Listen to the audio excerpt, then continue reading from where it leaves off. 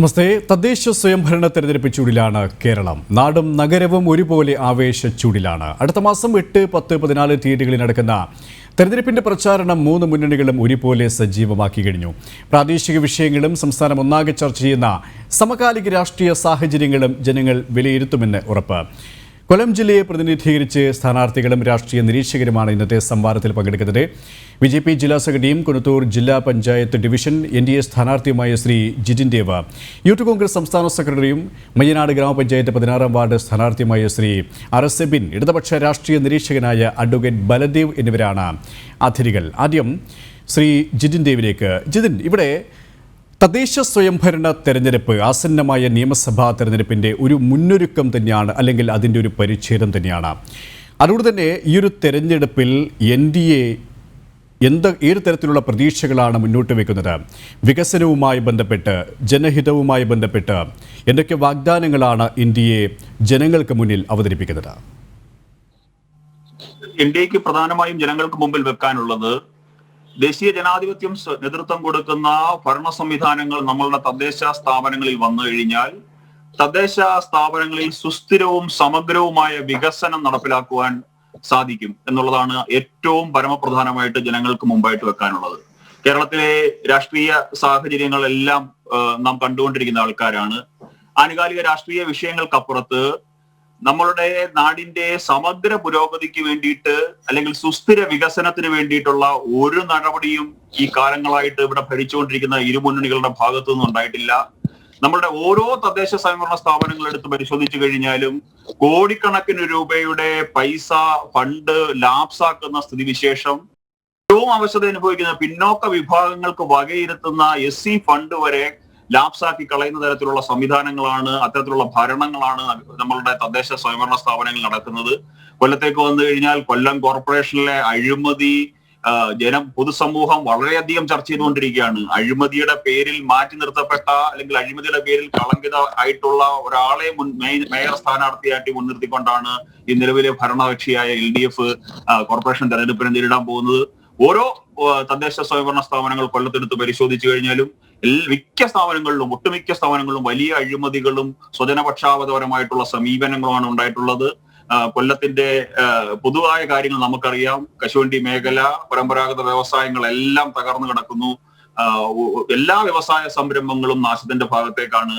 കൊല്ലം ജില്ലയുടെ എന്ന് പറയാൻ പറ്റുന്ന തരത്തിൽ, അല്ലെങ്കിൽ കൊല്ലം ജില്ലയ്ക്ക് പേരെടുത്ത് പറയാൻ സാധിക്കുന്ന ഒരു പദ്ധതികളും ഒരു വികസനവും ഇവിടെ ഉണ്ടായിട്ടില്ല. കേന്ദ്ര ഗവൺമെന്റ് വകയിരുത്തി നടത്തിയിട്ടുള്ള വികസന പ്രവർത്തനങ്ങൾക്ക് അപ്പുറത്ത് ഈ ജില്ല, അല്ലെങ്കിൽ ഈ ജില്ലയിൽ ഭരണം കൈയാളിയിട്ടുള്ള ഇരു മുന്നണികളുടെ ഭാഗത്തു നിന്നും ജനങ്ങൾക്ക് ഗുണകരമാകുന്ന തരത്തിലുള്ള ഒരു സമീപനം ഉണ്ടായിട്ടില്ല. ഇതെല്ലാം ജനങ്ങളുടെ മുമ്പിൽ ഞങ്ങൾ ചർച്ചയ്ക്ക് വെക്കും. ഈ അഴിമതി ഞങ്ങൾ ചർച്ചയ്ക്ക് വെക്കും. ഈ സ്വജനപക്ഷാപത നിലപാടുകൾ ഞങ്ങൾ ചർച്ചയ്ക്ക് വെക്കും. നാടിന്റെ വികസനമില്ലായ്മ ചർച്ചയ്ക്ക് വെക്കും. തൊഴിലില്ലായ്മ ചർച്ചയ്ക്ക് വെക്കും. ഇതെല്ലാം ജനങ്ങളെ പറഞ്ഞു ബോധ്യപ്പെടുത്തും. കാർഷിക മേഖലയിൽ ഉൾപ്പെടെ നരേന്ദ്രമോദി ഗവൺമെന്റ് നടപ്പിലാക്കിക്കൊണ്ടിരിക്കുന്ന പദ്ധതികൾ, രാജ്യത്ത് നടപ്പിലാക്കിക്കൊണ്ടിരിക്കുന്ന വികസന പദ്ധതികൾ, രാജ്യത്തിന്റെ പുരോഗതിക്ക് വേണ്ടിയിട്ട് അഹോരാത്രം പ്രവർത്തിക്കുന്ന ഒരു പ്രധാനമന്ത്രിയുടെ രാഷ്ട്രീയ പ്രസ്ഥാനം എന്ന അഭിമാനത്തോടു കൂടി ഞങ്ങൾ ജനങ്ങളെ സമീപിക്കും. ശരി, ജനകീയ വിഷയങ്ങളാണ് NDA ഒരു തെരഞ്ഞെടുപ്പിൽ ഉയർത്തിക്കാട്ടുന്നത്. ശ്രീ RS സെബിൻ, ഇവിടെ കോൺഗ്രസിനെ സംബന്ധിച്ചിടത്തോളം, UDFനെ സംബന്ധിച്ചിടത്തോളം അനുകൂലമായും പ്രതികൂലമായുമുള്ള ഒരു സാഹചര്യമാണ് നിലവിലുള്ളത്. എപ്പോഴും ഒരു തദ്ദേശ സ്വയംഭരണ തെരഞ്ഞെടുപ്പ് പ്രാദേശിക വിഷയങ്ങൾക്കാണ് പ്രാമുഖ്യം നൽകുക. അതോടൊപ്പം തന്നെ സമകാലിക രാഷ്ട്രീയ സാഹചര്യവും കൃത്യമായി ജനഹിതത്തിന് ഹേതുവാകും. അതുകൊണ്ട് തന്നെ UDFനെ സംബന്ധിച്ചിടത്തോളം കൊല്ലം ജില്ലയിലെ പ്രതീക്ഷകൾ ഏത് രീതിയിലാണ്? അതോടൊപ്പം തന്നെ സാധാരണക്കാരായ ജനങ്ങൾക്ക് മുന്നിൽ നിങ്ങൾ എന്തൊക്കെ വാഗ്ദാനങ്ങളാണ് മുന്നോട്ട് വയ്ക്കുന്നത്, നൽകുന്നത്? അഴിമതിക്കെതിരെ ഒരു വോട്ട് എന്ന വർത്തമാന കാലഘട്ടത്തിലെ ഏറ്റവും പ്രസക്തമായ മുദ്രാവാക്യം ഉയർത്തിപ്പിടിച്ചുകൊണ്ടാണ് ഐക്യജനാധിപത്യ മുന്നണി ഈ തെരഞ്ഞെടുപ്പിനെ നേരിടുന്നത്. ഈ തെരഞ്ഞെടുപ്പിൽ കൊല്ലം ജില്ലയിൽ എന്ന് മാത്രമല്ല, കേരളത്തിലെമ്പാടും ഐക്യജനാധിപത്യ മുന്നണി പ്രതീക്ഷിക്കുന്നത് ലോകസഭാ തെരഞ്ഞെടുപ്പിന് തുല്യമായ ഒരു വിജയം ഐക്യജനാധിപത്യ മുന്നണിക്ക് ഉണ്ടാകാൻ പോവുകയാണ്. അതിന് കാരണം മറ്റൊന്നുമല്ല, നിങ്ങൾ ആദ്യം സൂചിപ്പിച്ചതുപോലെ ഒരു നാടിന്റെ പ്രാദേശിക വികസന വിഷയങ്ങൾ മാത്രം ചർച്ച ചെയ്യപ്പെട്ടിരുന്ന ഒരു കാലഘട്ടത്തിൽ നിന്നും ഈ തെരഞ്ഞെടുപ്പിന്റെ പ്രത്യേകത സംസ്ഥാന സർക്കാരിന്റെ അഴിമതി കൂടി ചർച്ച ചെയ്യപ്പെടുന്ന ഒരു തെരഞ്ഞെടുപ്പാണിത്. വർത്തമാന കാലഘട്ടത്തിൽ കേരളം ലജ്ജിച്ച് തല താഴ്ത്തുന്ന സാഹചര്യത്തിലേക്കാണ് ഓരോ ദിവസത്തെയും വാർത്തകൾ കടന്നു പോകുന്നത്. വെട്ടിപ്പും തട്ടിപ്പും സ്വർണ്ണ കള്ളക്കടത്തും കൊണ്ട് ഒരു നാടിനെ മുഴുവൻ ലജ്ജിപ്പിക്കുന്ന തരത്തിലേക്ക് ഒരു ഗവൺമെന്റ് മാറിയിരിക്കുന്നു. ഈ ഗവൺമെന്റിന്റെ പ്രവർത്തനങ്ങൾ ഈ തെരഞ്ഞെടുപ്പിൽ ഒരു വലിയ ചർച്ചാ വിഷയമായിട്ട് മാറും. ഏറ്റവും പ്രധാനപ്പെട്ട ഒരു കാര്യം, സാധാരണക്കാരന്റെ പിച്ചച്ചട്ടിയിൽ പോലും കൈയിട്ട് വാരിയ ഒരു ഗവൺമെന്റാണ് ഇന്ന് കേരളം ഭരിക്കുന്നത്. ലൈഫ് എന്ന് പറയുന്ന പദ്ധതി നമുക്കറിയാം. ഒരു കൂരയില്ലാത്ത, സ്വന്തമായി അന്തിയുറങ്ങാൻ ഒരു കൂരയില്ലാത്ത ഒരു സാധാരണക്കാരന്റെ സ്വപ്നമാണ് ഒരു വീട് എന്നുള്ളത്. ആ സാധാരണക്കാരന്റെ സ്വപ്നമായ ലൈഫ് എന്ന് പറയുന്ന പദ്ധതിയെ പോലും അട്ടിമറിച്ചുകൊണ്ട് അതിന്റെ പേരിൽ പോലും കമ്മീഷൻ വാങ്ങിയ ഒരു സർക്കാരാണ് ഇന്ന് കേരളം ഭരിക്കുന്നത്. ഒരു ഭാഗത്ത് മുഖ്യമന്ത്രിയുടെ ഓഫീസ് സ്വർണ്ണ കള്ളക്കടത്ത് നടത്തുമ്പോൾ മറുഭാഗത്ത് പാർട്ടി സെക്രട്ടറിയുടെ വീടും പാർട്ടി സെക്രട്ടറിയുടെ മകനും ഒക്കെ ചേർന്നിട്ട് മയക്കുമരുന്ന് വ്യാപാരത്തിന് കൂട്ടുനിൽക്കുന്നു എന്ന് പറയുന്ന ഞെട്ടിക്കുന്ന സത്യമാണ് ഓരോ ദിവസം കഴിയും തോറും ഇവിടെ പുറത്തു വരുന്നത്. അപ്പൊ അതുകൊണ്ട് തന്നെ ഞാൻ ആദ്യം സൂചിപ്പിച്ചതുപോലെ സംസ്ഥാന സർക്കാരിന്റെ ഇത്തരത്തിലുള്ള ജനവിരുദ്ധത കൂടി ചർച്ചയാക്കപ്പെടുന്ന ഒരു തെരഞ്ഞെടുപ്പാണിത്. ഞാനൊരു സ്ഥാനാർത്ഥി എന്നുള്ള നിലയിൽ കഴിഞ്ഞ ഒരു 12 ദിവസക്കാലമായി ഏകദേശം 1000-ലധികം വീടുകൾ നേരിട്ട് സന്ദർശിച്ച ഒരാളാണ്. ഓരോ വീട്ടിലേക്ക് കടന്നു ചെല്ലുമ്പോൾ അവരുടെ ജനവികാരം നേരിട്ട് തൊട്ടറിഞ്ഞ ഒരാളെന്നുള്ള നിലയിൽ നിശ്ചയമായും എനിക്ക് പറയാൻ കഴിയും, സംസ്ഥാന സർക്കാരിനെതിരെ അതിശക്തമായ ജനവികാരമാണ് ഇന്ന് ഓരോ മേഖലയിലും നിലനിൽക്കുന്നത്. കൊല്ലത്തെ സംബന്ധിച്ചിടത്തോളം പറഞ്ഞു കഴിഞ്ഞാൽ അടിമുടി അഴിമതിയിൽ കുളിച്ച ഒരു കോർപ്പറേഷൻ ഭരണമാണ് ഇന്ന് നിലവിലുള്ളത്. 2000 ഒക്ടോബർ മാസം 2-ാം തീയതിയാണ് കൊല്ലം കോർപ്പറേഷൻ രൂപീകരിച്ചത്. 20 വർഷത്തെ തുടർച്ചയായ LDFന്റെ ഭരണം കൊല്ലത്തെ വികസനത്തിൽ നിന്നും 50 വർഷം പിന്നോട്ടടിച്ചു എന്ന് മാത്രമല്ല, ഒരു പേപ്പർ വെയിറ്റിന്റെ കാര്യം എടുത്ത് പരിശോധിച്ചാൽ പോലും കൊല്ലം കോർപ്പറേഷനിൽ അടിമുടി അഴിമതിയിൽ കുളിച്ച ഒരു സർക്കാരാണുള്ളത്. അപ്പോൾ ആ അഴിമതിക്കെതിരെ ഒരു ശക്തമായ ജനവികാരം എല്ലായിടങ്ങളിലും സംസ്ഥാന സർക്കാരിനെതിരെ. ശരി, താങ്കൾ കേട്ടാം. അഡ്വക്കേറ്റ് ബലദേവ്, ഇവിടെ 2 നേതാക്കളും സൂചിപ്പിച്ചതുപോലെ തന്നെ ഇടതുപക്ഷത്തെ സംബന്ധിച്ചിടത്തോളം ഒരു അഗ്നി പരീക്ഷണം തന്നെയാണ് ഈ തദ്ദേശ സ്വയംഭരണ തെരഞ്ഞെടുപ്പ്. കാരണം എല്ലാ മേഖലയിലും സർക്കാരിനെ സംബന്ധിച്ചിടത്തോളം ഒരു പ്രതിസന്ധിയിൽ അകപ്പെട്ടിരിക്കുകയാണ്. ഒരു പ്രതികൂലമായ അവസ്ഥയാണ് സംസ്ഥാന സർക്കാരിന് ഉള്ളത്. അത് മറ്റാരും സമ്മാനിച്ചതല്ല. CPMന്റെ നേതൃത്വം, ഇടതുപക്ഷത്തിൻ്റെ നേതൃത്വം, ഭരണകർത്താക്കൾ സ്വയം കുഴിച്ച കുഴിയിലാണ് വീണിരിക്കുന്നത്. അത്തരത്തിലുള്ള വിമർശനങ്ങൾ തന്നെയാണ് ഉയർന്നുകൊണ്ടിരിക്കുന്നത്. പൊതുസമൂഹം അതുകൊണ്ട് തന്നെ വലിയ രീതിയിലുള്ള ഗൗരവത്തിലാണ് ഈ വിഷയം കൈകാര്യം ചെയ്യുന്നതും. തദ്ദേശ സ്വയംഭരണ തെരഞ്ഞെടുപ്പിൽ അത് ജനത്തിൻ്റെ വിധിയെഴുത്തായി മാറും എന്ന് തന്നെയാണ് പ്രതിപക്ഷത്തിൻ്റെ പ്രതീക്ഷയും. അതുകൊണ്ട് തന്നെ ഈ ഒരു തദ്ദേശ സ്വയംഭരണ തെരഞ്ഞെടുപ്പിൽ ഏതെങ്കിലും തരത്തിലുള്ള ഒരു ആത്മവിശ്വാസം LDFനെ സംബന്ധിച്ചിടത്തോളം ഉണ്ടോ? ഞങ്ങൾക്ക് ആത്മവിശ്വാസം യാതൊരു കുറവുമില്ല. കാരണം എല്ലാ തെരഞ്ഞെടുപ്പുകളും വരുമ്പോൾ BJP കോൺഗ്രസ് ഒക്കെ സ്ഥിരം പറയുന്ന കാര്യങ്ങളായിട്ട് 2 സുഹൃത്തുക്കൾ പറഞ്ഞു. കൊല്ലം ജില്ലയിലെ കേരളം മൊത്തം എടുത്താലും 1199 തദ്ദേശ സ്വയംഭരണ സ്ഥാപനങ്ങളിലേക്കാണ് തെരഞ്ഞെടുപ്പ്. ഒരു മുനിസിപ്പാലിറ്റി നടക്കുന്നില്ല, മൊത്തം 1200. ഈ 1200 സ്ഥാപനങ്ങളിൽ 726 എണ്ണം ഇപ്പോൾ ഭരിക്കുന്നത് ഇടതുപക്ഷമാണ്. 726 എണ്ണം, അതായത് 60% കൂടുതൽ ഞങ്ങൾ ഭരിക്കുക. ജില്ലാ പഞ്ചായത്തിൽ 14 ഞങ്ങൾ ഭരിക്കുക. ബ്ലോക്ക് 152 92 എണ്ണം ഞങ്ങൾ ഭരിക്കുന്നത്. ഗ്രാമപഞ്ചായത്ത് 947 577 എണ്ണം ഞങ്ങൾ ഭരിക്കുക. മുനിസിപ്പാലിറ്റി 45 കോർപ്പറേഷൻ 6 ഞങ്ങളുടെ കൊല്ലം ജില്ലയിലേക്ക്. കൊല്ലം ജില്ലയിലെ കോർപ്പറേഷൻ മുനിസിപ്പാലിറ്റിയും മൊത്തം ബ്ലോക്ക് പഞ്ചായത്തും മൊത്തം LDFന്റെയാണ്. ഗ്രാമപഞ്ചായത്തുകളിൽ ഭൂരിപക്ഷവും ഭരിക്കുന്നത് ഞങ്ങളാണ്. ഞങ്ങൾക്ക് യാതൊരു വിധമായ ആശങ്കയില്ല. കൊല്ലം കോർപ്പറേഷനിൽ ഞങ്ങൾക്ക് നേരത്തെ ഉള്ളതിനേക്കാൾ കൂടുതൽ സീറ്റ് ഇടതുപക്ഷ മുന്നണി അധികാരത്തിൽ വരുമെന്നുള്ള കാര്യത്തിൽ ഞങ്ങൾക്ക് യാതൊരു തർക്കവുമില്ല. കാരണം സമാനതയില്ലാത്ത ജനകീയ പ്രവർത്തനങ്ങൾ അവിടെ നടത്തിയിട്ടുണ്ട്. പിന്നെ ഞങ്ങൾ ഈ ഇലക്ഷന് നേരിടുന്നത് രാഷ്ട്രീയം പറഞ്ഞുകൊണ്ട്, ജാതിയും ഒന്നും പറഞ്ഞുകൊണ്ടല്ല. ഞങ്ങൾക്ക് പറയാൻ രാഷ്ട്രീയമുണ്ട്. ഇവിടെ ഒരു ആദ്യത്തെ BJPയുടെ നേതാവ് പറഞ്ഞൊരു കാര്യമുണ്ട്. അദ്ദേഹം അറിഞ്ഞു കാണത്തില്ലെന്നും. ഈ ഗവൺമെന്റ് അധികാരത്തിൽ വന്നതിന് ശേഷം കാപെക്സ്, കാർഷിക കോർപ്പറേഷൻ മൊത്തം ഫാക്ടറികൾ തുറന്നു പ്രവർത്തിക്കുന്നതെന്ന് മാത്രമല്ല, ഘട്ടഘട്ടമായിട്ട് അതിന് വിവിധ മേഖലകളിലായിട്ട് 3000-ഓളം പേർക്ക് ഈ ഇലക്ഷൻ ഡിക്ലെയർ ചെയ്ത് അഡീഷണൽ ആയിട്ട് തൊഴിൽ തള്ളിക്കഴിഞ്ഞു. കാപെക്സിന്റെ മൊത്തം ഫാക്ടറികൾ തുറന്നു പ്രവർത്തിക്കുന്നു. കാർഷിക കോർപ്പറേഷന്റെ മൊത്തം ഫാക്ടറികളും തുറന്നു പ്രവർത്തിക്കുന്നു. കൊല്ലം ജില്ലയിലെ ഏറ്റവും വലിയ, കേരളത്തിലെ തന്നെ ഏറ്റവും വലിയ വ്യവസായ സ്ഥാപനം KML റെക്കോർഡ് ലാഭത്തിലോടുന്നു. കുണ്ട്ര അലിഞ്ച് തുറന്ന് പ്രവർത്തിക്കുന്നു. അങ്ങനെ വ്യവസായ സ്ഥാപനങ്ങൾ, അടഞ്ഞുകിടന്ന സ്ഥാപനങ്ങൾ അവിടെ ഒന്നും ഞങ്ങൾക്ക് യാതൊരു കാര്യമില്ല. അദ്ദേഹം തൊഴിലില്ലായ്മയുടെ കാര്യം പറഞ്ഞു. തൊഴിലില്ലായ്മ, ഇവിടെ തൊഴിലില്ലായ്മ ഉണ്ടായിട്ടാണോ വേണ്ട കണക്കനുസരിച്ച് 4.5 ലക്ഷം പേര് മറ്റ് സംസ്ഥാനങ്ങളിൽ ഇവിടെ ജോലി ചെയ്യുക? ഇവിടെ ജോലി ചെയ്യാൻ ആളില്ല. ഒരു ദിവസം 1000-2000 രൂപ കൊടുത്ത് മറ്റ് തമിഴ്നാട്ടുകാരും ഇവര് പറയുന്ന BJP ഭരിക്കുന്ന സംസ്ഥാനങ്ങളിലും വടക്കേന്ത്യൻ സംസ്ഥാനങ്ങളിൽ നിന്നൊക്കെ കേരളത്തിൽ ഗവൺമെന്റ് കണക്കനുസരിച്ച് 4.5 ലക്ഷം പേര് ഇവിടെ ജോലി ചെയ്യുന്നുണ്ട്.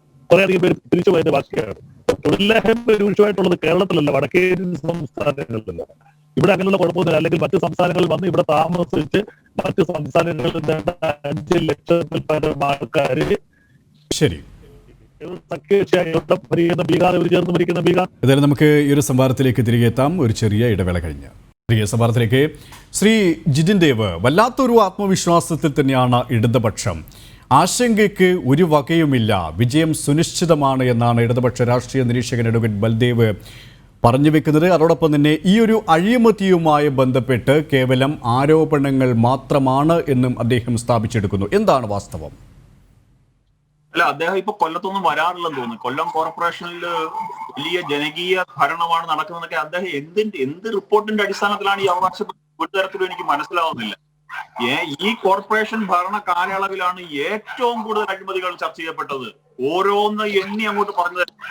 അമൃത് പദ്ധതിയിൽ അഴിമതി, LED വാങ്ങിച്ചതില്, വസ്തു മറിച്ചു കൊടുത്തതില്, ടൗൺ ഹാൾ നവീകരിച്ചതില് എത്ര അഴിമതികളാണ് പുറത്തോട്ട് വന്നത്. ഇതെല്ലാം ആരോപണങ്ങളാണെന്ന് അങ്ങ് പാടെ നിഷേധിച്ചു കഴിഞ്ഞിട്ട് ഈ ജനങ്ങൾ ഇതെല്ലാം അങ്ങ് വിശ്വസിക്കും എന്നുള്ളത് മൂഢ വിചാരം മാത്രമാണ്. അതൊക്കെ പണ്ട് നമ്മൾ പറ്റിച്ചിട്ടുണ്ട്. കമ്മ്യൂണിസ്റ്റ് പാർട്ടി ജനങ്ങളെ നല്ല രീതിയിൽ നുണ പറഞ്ഞ് തന്ത്രം പയറ്റി കുതന്ത്രം പറഞ്ഞ് നമ്മൾ പറ്റിച്ചിട്ടുണ്ട്. പക്ഷെ ജനങ്ങൾക്ക് ഇന്നെല്ലാം മനസ്സിലായി കഴിഞ്ഞു. ഇന്ന് പാർട്ടി ഗ്രാമങ്ങളല്ല കേരളത്തിലുള്ളത്.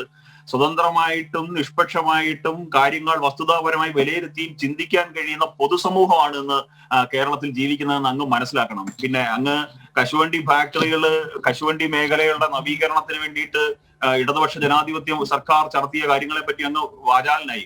കാപ്പെക്സിന്റെ ഫാക്ടറി തുറന്നു. എന്തേ ഈ സ്വകാര്യ മേഖലയിൽ 5ഓളം കശുവണ്ടി മുതലാളിമാർ ആത്മഹത്യ ചെയ്യുന്ന സാഹചര്യം ഉണ്ടായി? എത്ര കാലമായിട്ട് നിങ്ങളുടെ ഇവിടെ നിന്നുള്ള മന്ത്രി ഉറപ്പ് കൊടുക്കുകയാണ് ഒരു പ്രത്യേക പാക്കേജ് ഇവിടെ കൊണ്ടുവരാൻ പോവുകയാണ് കശുവണ്ടി മേഖലയുടെ പുനരുദ്ധാരണത്തിന്? ആ പാക്കേജ് ഇപ്പൊ എവിടം വരെ എത്തിയിട്ടുണ്ട്? അങ്ങനെ പരിശോധിച്ച് നോക്കണം. എത്ര ഫാക്ടറികൾ സ്വകാര്യ മേഖലയിൽ ഇന്നും പൂട്ടിക്കിടക്കുന്നുണ്ട്? എത്ര മുതലാളിമാർ, നിങ്ങൾ വേണമെങ്കിൽ പറയും, മുതലാളിമാരുടെ കാര്യം പറയുമ്പോൾ കുത്തകകളെ പ്രോത്സാഹിക്കുന്നു പറയും. പക്ഷേ ലോൺ എടുത്ത് അല്ലെങ്കിൽ ഈ വ്യവസായം മുമ്പോട്ട് കൊണ്ടുപോകാൻ പരിശ്രമിച്ചതിന് സാധിക്കാതെ കടം കയറി നിൽക്കുന്ന എത്രയെത്ര ആൾക്കാരുണ്ട്? തൊഴിൽ നഷ്ടപ്പെട്ട എത്രയെത്ര ആൾക്കാരുണ്ട്? എല്ലാം നിങ്ങൾ മാറ്റിവെക്ക്. തൊഴിലാളി സ്നേഹവും തൊഴിലാളി വർഗ പ്രസ്ഥാനങ്ങളാണല്ലോ. എന്തേ 500 കോടി രൂപയുടെ അഴിമതി നടത്തിയ INTUC നേതാവിനെ പ്രോസിക്യൂട്ട് ചെയ്യാൻ നിങ്ങളുടെ ഗവൺമെന്റ് അനുമതി കൊടുക്കുന്നില്ല? എന്തിനാ അദ്ദേഹത്തിന് സാലറി വർധനവിന് വേണ്ടിയിട്ട് ശുപാർശ അയച്ച് നിങ്ങളുടെ വ്യവസായ മന്ത്രി ശുപാർശ അയക്കുന്നത്? എന്തുകൊണ്ട് അഴിമതി കൊടുക്കുന്നില്ല? ആ ഒരു ഒറ്റ കാരണം കൊണ്ടല്ലേ ESA ആനുകൂല്യം പോലും ഈ പാവപ്പെട്ടവരായിട്ട് ഈ വ്യവസായ മേഖലയ്ക്ക് വേണ്ടിയിട്ട് തങ്ങളുടെ ജീവിതത്തിന്റെ ഒരു വലിയ പങ്ക് മാറ്റിവെച്ച കശുവണ്ടി തൊഴിലാളികളുടെ ESA ആനുകൂല്യം പോലും നഷ്ടപ്പെടുന്ന സാഹചര്യം ഈ ഒരൊറ്റ അഴിമതി കൊണ്ടല്ലേ ഉണ്ടായത്? എന്തുകൊണ്ട് നിങ്ങൾക്ക് അത് മാറ്റിക്കൊടുക്കാൻ നിങ്ങൾക്ക് സാധിക്കുന്നില്ല? എന്തേ നിങ്ങൾ ആ അഴിമതിക്കാരെ പ്രോസിക്യൂട്ട് ചെയ്യാൻ നിങ്ങൾ അനുമതി കൊടുക്കുന്നില്ല? എന്താ അതിനകത്തുള്ള നിങ്ങളുടെ മുമ്പിലുള്ള പ്രശ്നം? എന്തിനാണ് INTUC നേതാവിനോടും അല്ലെങ്കിൽ അഴിമതി നടത്തിയ ഉദ്യോഗസ്ഥരോടും നിങ്ങൾ ഇത്രയധികം പ്രതിബദ്ധത കാണിക്കുന്നത്? കശുവണ്ടി തൊഴിലാളികളോടില്ലാത്ത എന്ത് പ്രതിബദ്ധതയാ ഈ സർക്കാരിന് ഈ പറയുന്ന ആൾക്കാരോടുള്ളത്? പിന്നെ നിങ്ങൾ ജോലി കൊടുത്ത കഥ പറഞ്ഞു. ഞാൻ ചോദിക്കുന്നത്, അങ്ങയോട് ചോദിച്ചത് അല്ലെങ്കിൽ നിങ്ങൾക്ക് മുമ്പേ ചർച്ചയ്ക്കായിട്ട് വെച്ചത് ബീഹാറിൽ നിന്നോ ഉത്തരേന്ത്യയിൽ നിന്നോ തൊഴിലാളികളുടെ പ്രശ്നമല്ല. അവര് ദൈനംദിന ജോലികൾ ചെയ്യാൻ വേണ്ടിയിട്ട് ആ നാടുകളിൽ ജോലി കുറവുണ്ടായിട്ട് ഇവിടേക്ക് വന്ന ആൾക്കാരാണ്. പക്ഷെ അതിനും അപ്പുറത്ത് കോളേജിലും കലാലയങ്ങളിലും ഒക്കെ പോയി പഠിച്ച് ബിരുദവും ബിരുദാനന്തര ബിരുദവും നേടിയ ലക്ഷക്കണക്കിന് ആൾക്കാരെ ഞാൻ സഖാവിന് കാണിച്ചു തരാം. സഖാവ് കൊല്ലത്തിന്റെ തെരുവിലേക്ക് വാ. PSC റാങ്ക് ലിസ്റ്റിൽ പേര് വന്നിട്ട് ഇന്നല്ലെങ്കിൽ നാളെ തൊഴിൽ ലഭിക്കുമെന്നുള്ള പ്രതീക്ഷയില്, ആ തൊഴിൽ ലഭിച്ചു കഴിഞ്ഞാൽ തന്റെ കുടുംബത്തിനൊരു അത്താണിയാകുമെന്ന പ്രതീക്ഷയിൽ ജീവിക്കുന്ന അഭ്യസ്തരായ ലക്ഷക്കണക്കിന് ചെറുപ്പക്കാരെ അങ്ങ് കൊല്ലത്തേക്ക് വാ, ഞാൻ അങ്ങേക്ക് കാണിച്ചു തരാം. അപ്പം പിന്നെ ഉത്തരേന്ത്യൻ തൊഴിലാളികൾക്ക് തൊഴിൽ കൊടുത്തതിന്റെ കഥ പറഞ്ഞ് അങ്ങ് മേനി നടിക്കരുത്. 10 ലക്ഷം യുവാക്കൾക്ക് ജോലി കൊടുക്കുമെന്ന് പറഞ്ഞ് അധികാരത്തിൽ വന്ന ഒരു ഗവൺമെന്റ് 1 ലക്ഷം പേർക്കാണ് ഇതുവരെ PSC അപ്പോയിന്റ്മെന്റ് നൽകുന്ന സത്യം അങ്ങ് മറക്കരുത്. കേരളത്തിലെ ജനങ്ങൾ, കൊല്ലത്തെ പൊതുസമൂഹം, കൊല്ലത്തെ യുവത നിങ്ങൾക്കെതിരെ വിധി എഴുതാൻ തയ്യാറാക്കുകയാണ്. നിങ്ങൾക്കെതിരെ മാത്രമല്ല, ഇതെല്ലാം ജനങ്ങളോട് തുറന്നു പറയേണ്ട, തുറന്നു കാണിക്കേണ്ട ആ ജോലി ചെയ്യാൻ തയ്യാറാകാത്ത പ്രതിപക്ഷത്തിനെതിരെ വിധി പറയാൻ ജനം തയ്യാറായി നിൽക്കുകയാണ്. കൊല്ലത്ത് അങ്ങ് ബ്ലോക്ക് പഞ്ചായത്ത് ഇപ്പം മുഴുവൻ ഭരിക്കുന്നത് നിങ്ങളായിരിക്കും, ജില്ലാ പഞ്ചായത്തിൽ നിങ്ങൾക്കായിരിക്കും സ്വാധീനം, കോർപ്പറേഷനിലുണ്ടാവാം, ഗ്രാമപഞ്ചായത്തിലുണ്ടാവാം. പക്ഷേ 5 വർഷത്തിനപ്പുറത്തേക്ക് ജനങ്ങൾ സത്യം മനസ്സിലാക്കി കഴിഞ്ഞു. ജനങ്ങൾ ആരെ സ്വീകരിക്കണമെന്നുള്ള തീരുമാനം എടുത്തു കഴിഞ്ഞു. ജനങ്ങൾ ആ മാറ്റത്തിന് വേണ്ടിയിട്ട് വോട്ട് ചെയ്യും. യെസ്, അർസബിൻ, ഇവിടെ കഴിഞ്ഞ തദ്ദേശ സ്വയംഭരണ തെരഞ്ഞെടുപ്പിൽ 68 ഗ്രാമപഞ്ചായത്തുകളിൽ 6 ഗ്രാമപഞ്ചായത്തുകളിൽ മാത്രമാണ് UDF-ന് ഭൂരിപക്ഷം സ്വന്തമാക്കാൻ കഴിഞ്ഞത് എന്നാണ് മനസ്സിലാക്കാൻ സാധിക്കുന്നത്. അതോടൊപ്പം തന്നെ ജില്ലാ panchayat, block panchayat, corporation, municipality ഈ മേഖലകളിലൊക്കെയും അപ്പാടെ വലിയ രീതിയിലുള്ള ഒരു പരാജയമാണ് നേരിട്ടത്. പക്ഷേ നിങ്ങൾ ഈ ഒരു തെരഞ്ഞെടുപ്പ് UDF ഒരു തിരിച്ചുവരവിനുള്ള പാതയായി കാണുകയാണ്. പക്ഷേ കാര്യങ്ങൾ അത്ര ശുഭകരമാണോ? ഇടതുപക്ഷത്തെ നേരിട്ടുകൊണ്ടിരിക്കുന്ന പ്രതിസന്ധി പോലെ തന്നെ UDF-നെയും വല്ലാതെ പ്രതിസന്ധി ഗ്രസിച്ചിട്ടില്ലേ? കാരണം കമറുദ്ദീൻ്റെയും ഇബ്രാഹിം കുഞ്ഞിൻ്റെയും KM ഷാജിയുടെയും ഒടുവിൽ ബാർക്കോഴ കേസിൽ പ്രതിപക്ഷ നേതാവ് വരെ ആ ഒരു കേസുമായി ബന്ധപ്പെട്ട് മുഖാമുഖം നിൽക്കുകയാണ്. അതുകൊണ്ട് തന്നെ എങ്ങനെ ഒരു അഴിമതിയുടെ കഥ പറഞ്ഞ്, എങ്ങനെ ഒരു വികസനത്തിൻ്റെ കഥ പറഞ്ഞ് നിങ്ങൾക്ക് ജനങ്ങളെ നേരിടാൻ സാധിക്കും? തീർച്ചയായും നേരത്തെ ഇവിടെ ഞാൻ സൂചിപ്പിച്ചത് ഒന്നുകൂടി ആവർത്തിക്കാൻ തയ്യാറാവുകയാണ്. ലോക്സഭാ തെരഞ്ഞെടുപ്പിലെ വിജയം ഈ തദ്ദേശ സ്വയംഭരണ തെരഞ്ഞെടുപ്പിൽ 100% അന്വർത്ഥമാക്കാൻ ഐക്യ ജനാധിപത്യ മുന്നണിക്ക് കഴിയും. കൊല്ലം കോർപ്പറേഷൻ അടക്കമുള്ള, നേരത്തെ ഇവിടെ സൂചിപ്പിച്ചു, കോർപ്പറേഷൻ ഭരിക്കുന്നത് LDF ആണ്. ഗ്രാമപഞ്ചായത്തുകളിൽ ഭൂരിപക്ഷവും ഭരിക്കുന്നത് LDF ആണ്. ബ്ലോക്ക് പഞ്ചായത്തുകൾ, ജില്ലാ പഞ്ചായത്തുകൾ, മുനിസിപ്പാലിറ്റികൾ ഭരിക്കുന്നത് LDF ആണ്. പക്ഷെ കഴിഞ്ഞ 5 വർഷക്കാലം LDF-ന്റെ ഭരണ നേട്ടം എന്താണ് എന്ന് ചോദിച്ചാൽ അഴിമതിയും കെടുകാര്യസ്ഥതയും പഞ്ചായത്ത് തലം മുതൽ സംസ്ഥാന തലം വരെ എത്തിച്ചു എന്നുള്ളത് മാത്രമാണ്. ഓരോ പഞ്ചായത്തിലെയും വികസന വിഷയങ്ങൾ പരിശോധിച്ച് നോക്കിയാൽ യാതൊന്നും കഴിയാത്ത ഭരണസമിതികളായി LDF-ന്റെ ഭരണസമിതികൾ അധപ്പതിച്ചു കഴിഞ്ഞു. ആ അധപ്പതനത്തിന് ഒരു മറുപടി ഐക്യ ജനാധിപത്യ മുന്നണി അധികാരത്തിലേക്ക്, ഗ്രാമസഭകളുടെ അല്ലെങ്കിൽ ഗ്രാമപഞ്ചായത്തുകളുടെ അധികാരത്തിലേക്ക് ഐക്യ ജനാധിപത്യ മുന്നണി വന്നു കഴിഞ്ഞാൽ മാത്രമേ വികസനം 100% അർത്ഥവത്തായി നടപ്പിലാക്കാൻ കഴിയൂ എന്നുള്ള യാഥാർത്ഥ്യം ജനങ്ങൾ മനസ്സിലാക്കിയിരിക്കുകയാണ്. നേരത്തെ എനിക്ക് മുൻപ് സംസാരിച്ച ഇടതുപക്ഷത്തിന്റെ സുഹൃത്ത് ഇവിടെ പറഞ്ഞ ഒരു കാര്യമുണ്ട്.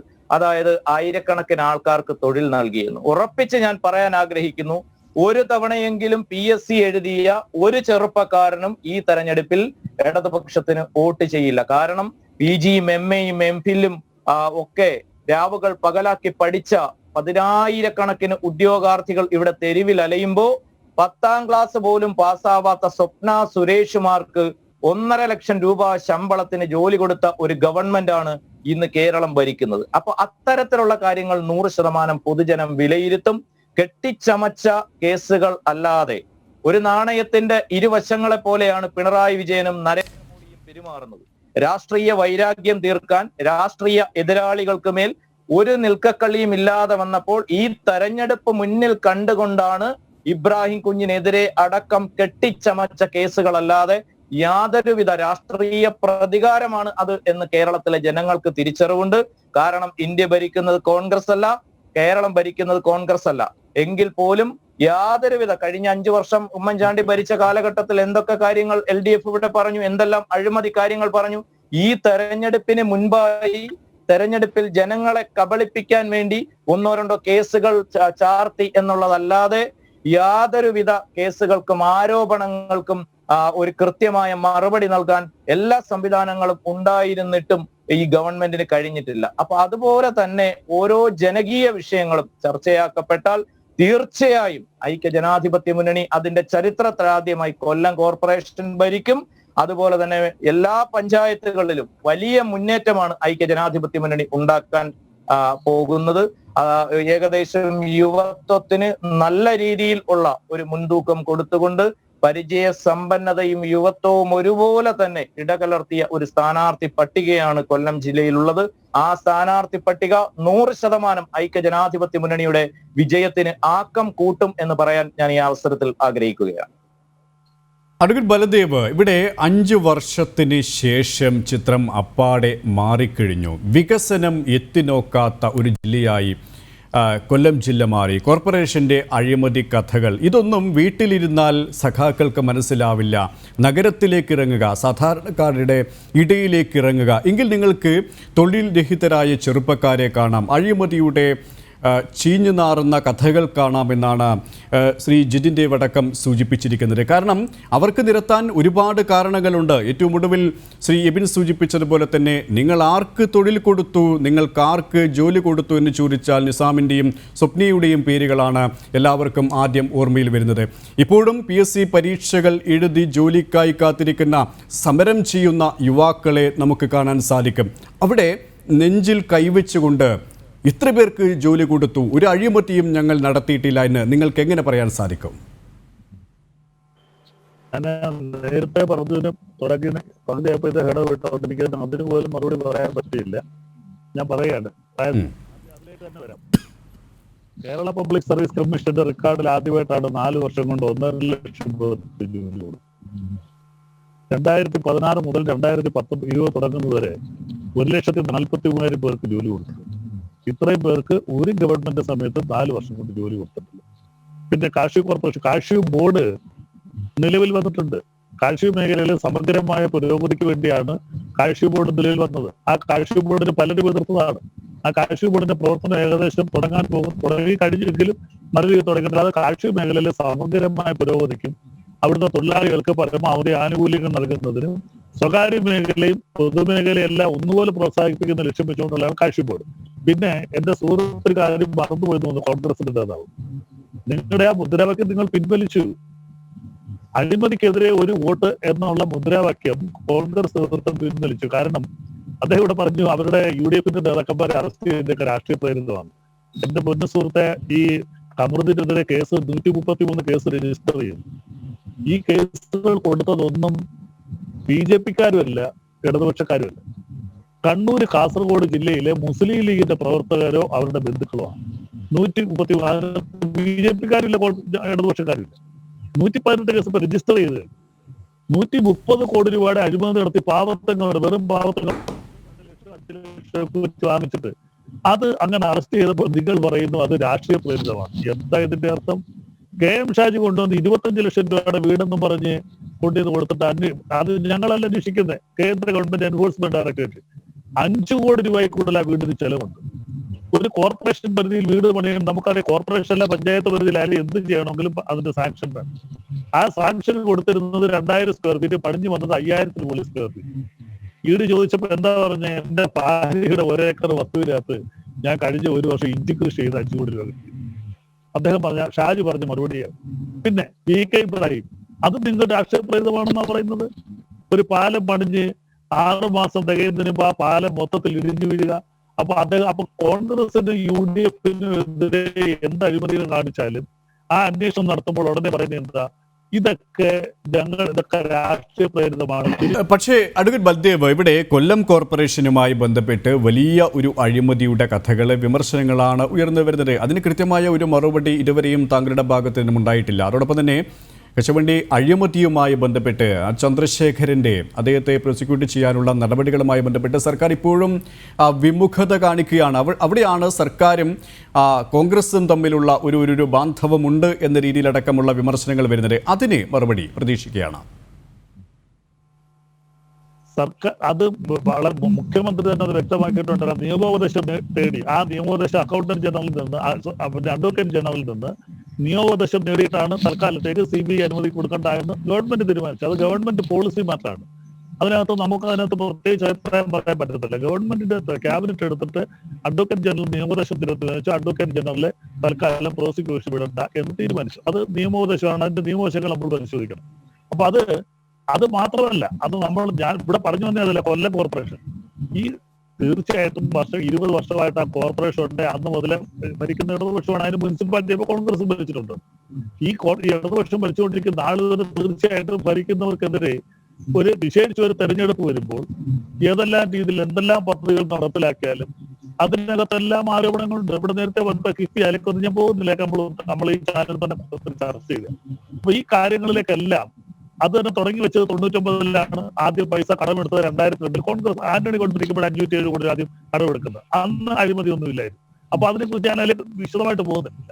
അപ്പോൾ ഭരണപക്ഷത്തിനെതിരെ അവിടെ അഴിമതിയുണ്ട്, ഇവിടെ അഴിമതിയുണ്ട്, ഇതൊന്നും ജനങ്ങളുടെ ഇടയിൽ വില പോകത്തില്ല. ഞാൻ പറഞ്ഞല്ലോ, ഞങ്ങൾക്ക് വ്യക്തമായ രാഷ്ട്രീയം പറയാനുണ്ട്. ഞങ്ങൾ ഇവിടെ ലൈഫ് പദ്ധതിയുടെ കാര്യം പറഞ്ഞു. കേരളത്തിന്റെ ചരിത്രത്തിൽ ആദ്യമായിട്ട് 2,27,000 പേർക്ക് വീട് വെച്ചു കൊടുത്തു കഴിഞ്ഞു. 4 ലക്ഷമാണ് ഞങ്ങളുടെ ടാർഗറ്റ്. ഈ ഗവൺമെന്റ് ഇറങ്ങുന്നതിന് ഏകദേശം 4 ലക്ഷം പേര് 2,27,000 പേർക്ക് വീടില്ലാത്തവർക്ക് വീട് വെച്ചു കൊടുത്തു. ശരി, താങ്കളിലെത്താം. ശ്രീ ജിതിൻ ദേവ്, അഴിമതിയുടെ ഒരു യാഥാർത്ഥ്യവുമില്ല, എല്ലാം കഥകളാണ്. കൊല്ലം കോർപ്പറേഷനുമായി ബന്ധപ്പെട്ടും മറ്റ് സംസ്ഥാനവുമായി ബന്ധപ്പെട്ടും എന്നാണ് അദ്ദേഹം സൂചിപ്പിക്കുന്നത്. അതോടൊപ്പം തന്നെ ഈ കശുവണ്ടി കോർപ്പറേഷൻ അഴിമതിയുമായി ബന്ധപ്പെട്ട് ചന്ദ്രശേഖരനെതിരെ നടപടി എടുക്കാത്തതുമായി ബന്ധപ്പെട്ട് ഒരു നിയമ പ്രശ്നമാണ് എന്നാണ് അദ്ദേഹം സൂചിപ്പിക്കുന്നത്. ഒരു മറുപടി.